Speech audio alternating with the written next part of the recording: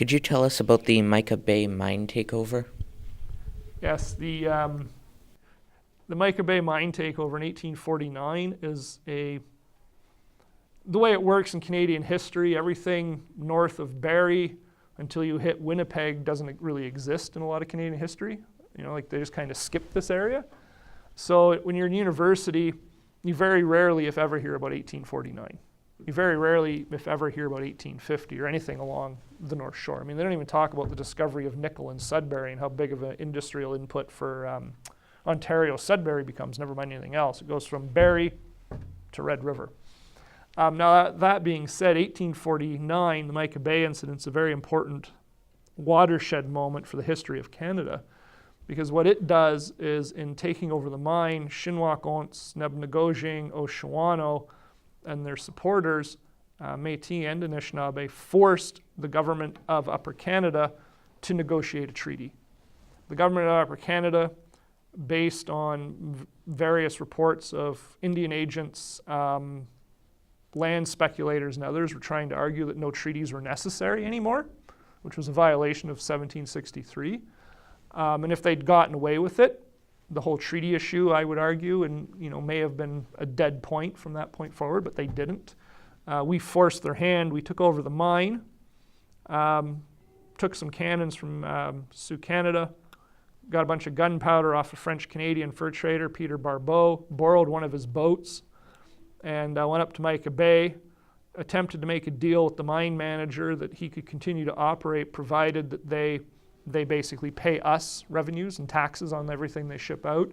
He refused, so some American ships unloaded the miners and took them down here to Sault Ste. Marie, mainly to the American side, where they got into the American rail system and rail and boating system, and they managed to make it to southern Ontario.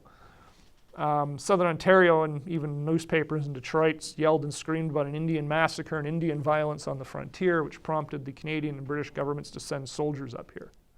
Right? Soldiers showed up at Mica Bay. A few of them maybe got there. There's no real evidence they did or didn't get there.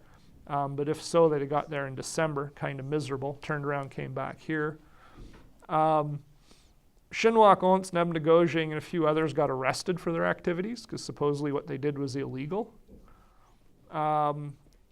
They were charged. The initial set of charges were dismissed, and they were recharged. And in the process, they were released on promised good behavior, sent back up here to negotiated a treaty, and once the treaty was negotiated, their crimes were then forgiven by the governor, lieutenant governor. And I always question, were they told you had to negotiate a treaty or go to jail? Or if they weren't told that, what would have happened to these men if they just said, no, this treaty sucks, we're not negotiating it, this is our land? Would they have been rearrested? Right? So Mica Bay, really, I argue it's a watershed moment for Canada, and it's like I say, it's generally ignored because it forced the issue in 1849 of treaties, because no other treaties had really, there was treaties signed by Lieutenant Governor Bondhead and those guys, but there was this argument that further treaties weren't necessary. There was an argument that every Indian on the North Shore was actually an American Indian that moved up here, either from the Mississippi thousands of years ago or more recently, depending who wrote or argued these things. And they really didn't want to do treaties. And they forced their hand, and the 1850 treaty serves really as a groundwork treaty for all the numbered treaties in Western Canada. So if you ever pick up a book on like Treaty Number 7, Treaty Number 8, or whatever, there's always a few paragraphs or a few pages on 1850.